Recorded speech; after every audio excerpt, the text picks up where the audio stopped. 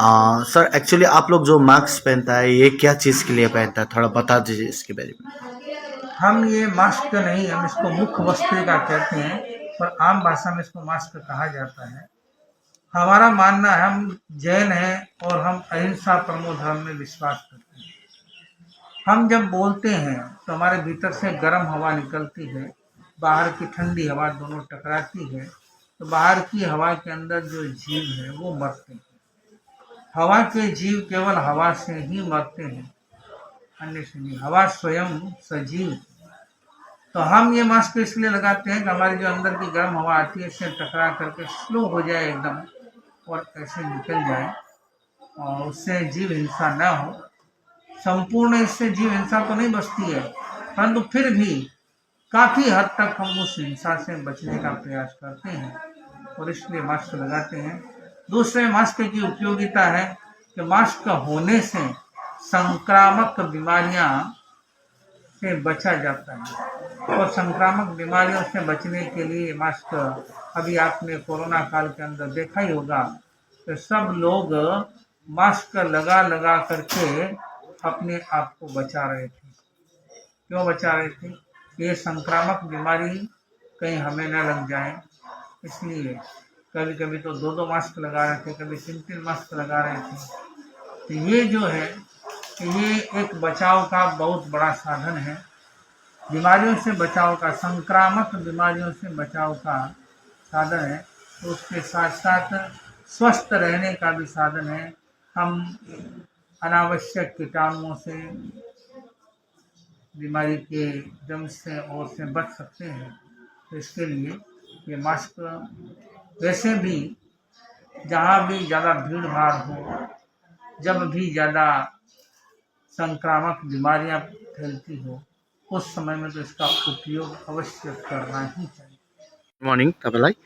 विशेष गरी जैन धर्मको महाराज आउनुभएको छ यहाँनिर है तपाईँको घरमा, किन आउनुभएको र कहिलेसम्म बस्नुहुन्छ, अलिकति जानकारी गराइदिनुहोस् न। उहाँ चाहिँ हाम्रो जैन धर्मगुरुहरू, उहाँ आफ्नो गुरुजीको आदेश अनुसार उहाँहरू चाहिँ एक जग्गादेखि यसरी हिँडेर नै आउनुहुन्छ, हिँडेर नै सारा संसारसम्म उनीहरू यताउता जानुहुन्छ। उहाँको नाम चाहिँ मुनि डाक्टर ज्ञानेन्द्र कुमारजी, अर्को मुनि पदम कुमारजी। अनि उहाँहरू 2 दिन मेरो घरमा बस्नुहुन्छ। यहाँ आफ्नो जैन धर्मको प्रचार गर्दै उहाँहरू हिँड्नुहुन्छ। उहाँहरू पैदल नै हिँड्नुहुन्छ। हामीले जो दिएको भिक्षा लिएर नै उहाँहरूले आफ्नो जीवन बिताउनुहुन्छ। उहाँलाई रुपियाँ पैसा धन दौलतसँग केही माया मोह भन्ने केही छैन। घर संसार त्यागेर हिँडेर उहाँहरू छ। ओके, आज बेलुकी तपाईँहरूको सत्सङ्ग भनौँ है, प्रवचन कति बजीदेखिको छ? हाम्रो सत्सङ्ग यहाँ 7:30 देखि लिएर 8:30 बजीसम्म 1 घन्टा। 1 घन्टा है। आज मात्रै छ कि भोलि पनि हुन्छ? भोलि पनि छ, 2 दिनको लागि छ। 2 दिनको छ है। हुन्छ, तपाईँहरूले अरूलाई केही भन्नु चाहनुहुन्छ भने यो समय छ। यहाँ हाम्रो घरमा कोही पनि एकदम जो पनि आएर सुन्नु सक्नुहुन्छ, उहाँलाई भेट्नु सक्नुहुन्छ, दर्शन गर्न सक्नुहुन्छ। सत्सङ्गमा दर्शन गर्न भेट्न आउन सक्नुहुन्छ है। बेलुका 8 बजीदेखिको है। दिउँसो पनि आएर भेट्दा पनि हुन्छ। हुन्छ है, तपाईँलाई धन्यवाद। हाम्रो हजुर, जैन साधु आचार्य श्री महाश्रमणजीको शिष्य मुनि श्री डाक्टर ज्ञानेन्द्र कुमारजी अनि उहाँसँग मुनि श्री पदम कुमारजी पदयात्रा गर्दै यहाँ हाम्रो पेदुङसम्म आइपुग्नु भएको छ। उहाँहरू सत्य अहिंसाको प्रवचन दिँदै अब यहाँदेखि अगाडि पेन्टोक पुग्नुहुन्छ भाया रम। हजुर, सुन्नुहोस् न, यो कति दिनको यात्रा हो कि के हो खासमा चाहिँ? यिनीहरूको त लाइफ टाइम यात्रा हो। लाइफ टाइम यसरी एक एक जग्गा बस्दै उहाँहरू पुरा भारतभरमा गइसक्नु भयो। नर्थ इस्ट बाँकी थियो। अब यहाँदेखि निस्केर उहाँहरू सिलगढी 4 महिना हाम्रो चतुर्मास हुन्छ, त्यति बेला चाहिँ उहाँहरू हिँड्नु हुँदैन। त्यो चतुर्मास सक्ने बित्तिकै उहाँहरू नर्थ इस्टपट्टि लाग्नुहुन्छ। अब मेघालय अरुणाचल सबै कभर गरेर त्यति भएपछि हिँडेर नै। हजुर है। तपाईँको नाम चाहिँ के हो? मेरो नाम उमेद कुमार भन्साली हो। म कालिम्पोङ जैन क्षेत्रम्बर 13पन्थी सभाको अध्यक्ष हो। हजुर, आज कहाँबाट आउनु भएको उहाँ चाहिँ? आज हामी 17 माइलबाट आएको। हिजो कालिम्पोङबाट 17 माइल आइपुगेको थियौँ। उहाँहरू हिलमा 8 किलोमिटरदेखि 11 किलोमिटरसम्मको यात्रा गर्नुहुन्छ। हजुर, आज आज पेदुङमा होल्ड गर्छ आज र भोलि 2 दिन पेदुङ होल्ड हो। त्यहाँ आज बसेर चाहिँ के गर्छ उहाँहरूले प्रवचन दिनुहुन्छ समाजलाई। समाजलाई प्रवचन दिन्छ है कुन चाहिँ विषयवस्तुहरूमा दिन्छ उहाँहरूले मान्छेलाई संयम अहिंसाको मार्गमा हिँड्नुपर्छ। संयम हाम्रो जैन धर्मको स्लोगनै छ संयम ही जीवन। हजुर उहाँ चाहिँ एकदम अहिंसा प्रेमी हो।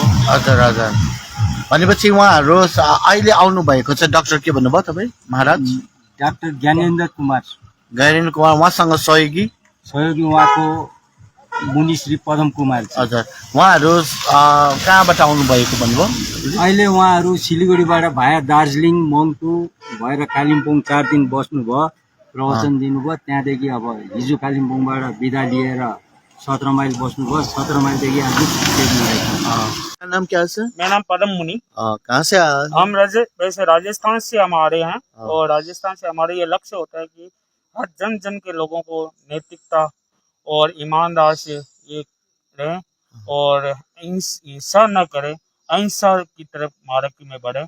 ये हमारा लक्ष्य रहता है और लोगों को आगे से आगे बढ़ाते हैं और उनका लोगों का कल्याण का मार्ग हम बताते हैं।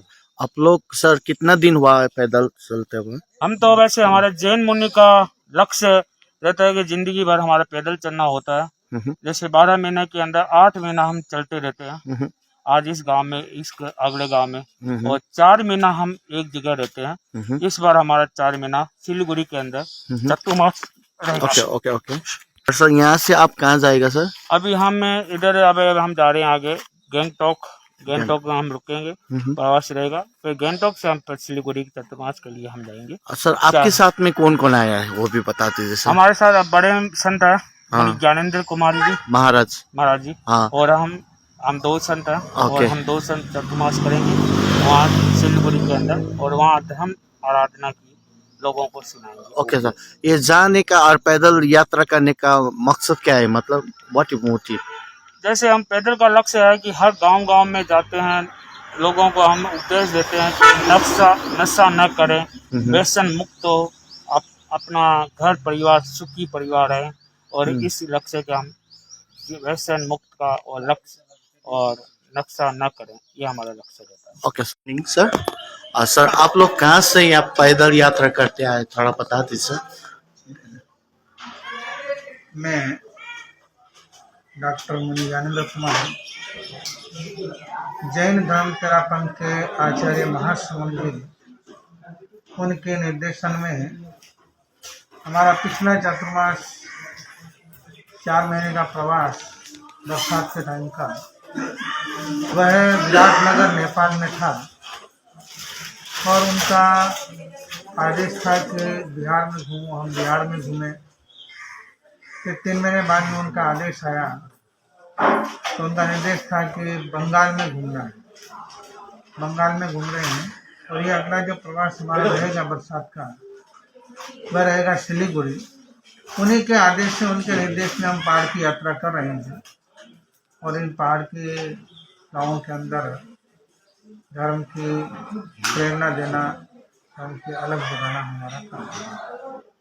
तो इसके बाद में आप लोग कहाँ जाएंगे सर बैलून के बाद में हम सिक्किम गंगटोक जाएंगे तो सिक्किम गंगटोक के बाद में हम सिलीगुड़ी पहुँचेंगे।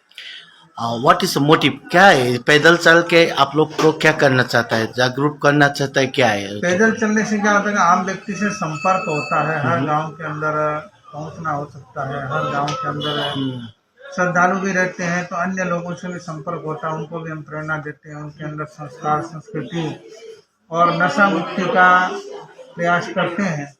प्रेरणा से 100 को प्रेरणा देते हैं तो 2 व्यक्ति तो बदलते ही हैं। 2 बदलते हैं तो हमारी मेहनत सफल हो जाती है। 2 व्यक्ति बदल गए तो ऐसे 1-1 2-2 बदलते रहेंगे तो उस बदलाव से एक दिन अवश्य बदलाव आएगा। तो हम पैदल इसलिए चलते हैं कि आम आदमी से हमारा संपर्क रह सके। दूसरे के अंदर हम स्वावलंबी हम किसी वाहन पर आज तो वाहन मशीनी वाहन हो गए। पूर्व समय में पुराने समय में वाहन मशीनी वाहन नहीं थे, सब पशु वाहन थे। पशु वाहन का उपयोग हम नहीं करते इसके लिए। Okay, thank you sir. जितना भी व्यूअर्स है वो लोग को थोड़ा सा मैसेज दे दीजिए। क्या आप हमारा मैसेज यही है कि धर्म आत्मा की वस्तु है और सबसे पहले हमारे संस्कार है। संस्कार अगर हमारे जीवित रहते हैं, जो हमारे पुरातन संस्कार है, सनातन संस्कार है, जो परंपरा से चले आ रहे हैं,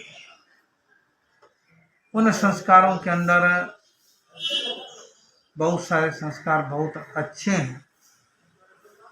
वे संस्कार अगर हमारे जीवित रहते हैं तो हमारी जो संस्कृति, सनातन संस्कृति है, पुरातन संस्कृति है, भारतीय संस्कृति है, वह संस्कृति आगे बढ़ती है।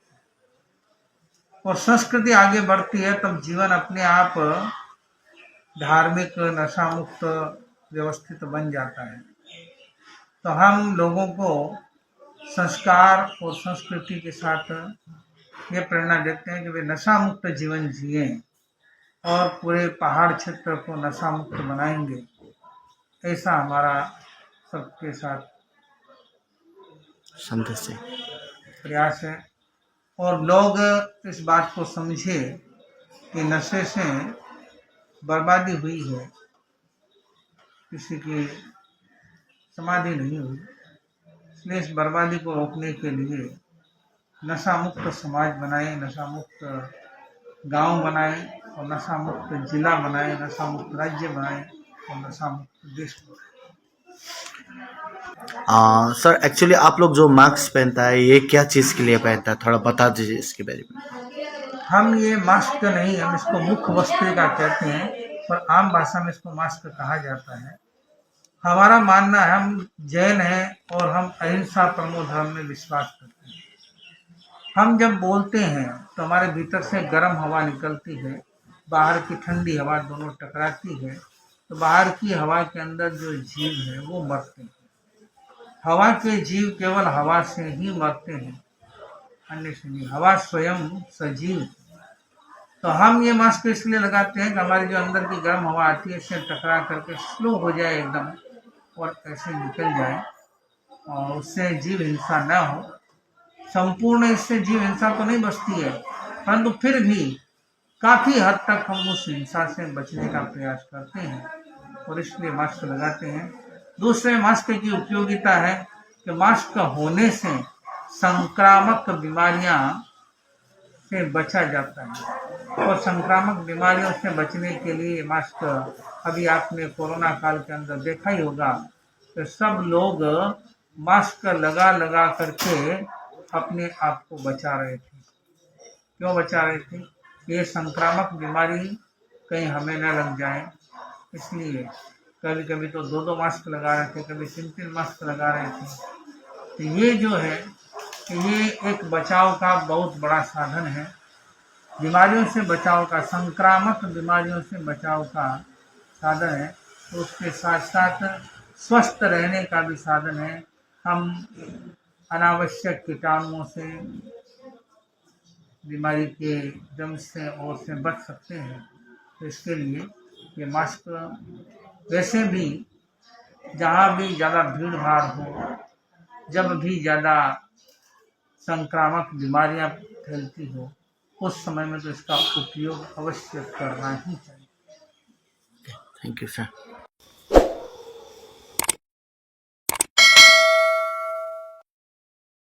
अदन इंस्टीट्यूट ऑफ नर्सिंग साइंस लेकर आया है जीएनएम और बीएससी स्टूडेंट्स के लिए सुनहरा मौका। आर्ट्स या हो साइंस, किसी भी स्ट्रीम से 12वीं पास बच्चे सीधे कर सकते यहाँ अप्लाई, जहां आपको मिलेगा 100% प्लेसमेंट के साथ जीएनएम कोर्स 3 साल में और बीएससी कोर्स 4 साल में। तो बिना किसी देर आज रजिस्ट्रेशन करें। West Bengal Nursing Council and West Bengal University of Health Science and Indian Nursing Council Delhi द्वारा मान्यता प्राप्त Adan Institute of Nursing Science, Sisabari Milan Mor, post office Champasari, Pradhan Nagar, Siliguri. Contact 8016235569 पर। अदन इंस्टीट्यूट ऑफ नर्सिंग साइंस।